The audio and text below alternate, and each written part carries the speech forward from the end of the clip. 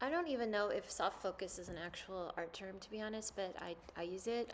When I think of Monet and Impressionism, any painter who's kind of not obsessed with capturing exactly where one object, the line of one object, the edge of one object hits the other object. So look at, we have a sense of, the energy and the motion.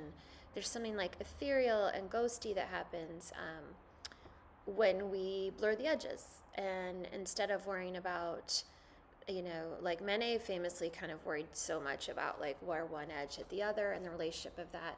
Instead, we're kind of focusing on an energy, an atmosphere, like a light, a vibe, and it also just is kind of emotive and evocative, just another way to paint. So I thought we would try that tonight, since we are all painters who generally um, use a crisp line like this one instead of blurry lines like this Whistler.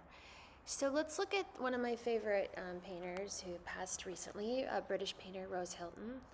Um, she is one of these people who is putting color next to color and like vibe next to vibe rather than always worrying about the edges. Like, see the overlap of those two people on the left? Like, there's often this like overlap. It's kind of vague. You don't always know what's happening. Some parts of the painting might have more crisp edges, but look at that. That's so amazing, that table. It's all just so blurry and ghostly. And the palette, we'll be talking about the palette too, but she often uses analogous paint palettes, so colors next to each other on the color wheel. And where does she get her interesting contrast? Some bits of vividness in a sea of like, desaturated red, the vivid yellows. Sometimes it's lightness, like that person sitting there with the light face. Sometimes it's value, sometimes it's saturation. But in general, there's like a homogeny, I don't know if that's a word, of color. Contemporary painter Kyle Coniglio, he also does this in this most amazing way. Last week we talked about saturation in terms of Salvatore, and he's a peer of Salvatore's. And he also does saturation versus desaturation. But instead of, crisp edges or clarity of where one object starts and another begins, we often lose his people. We often lose his figures in kind of a haze. So if you want to do figure painting tonight, that would be really fun to try and play with the edges. And yeah, it just creates an energy and a spirit.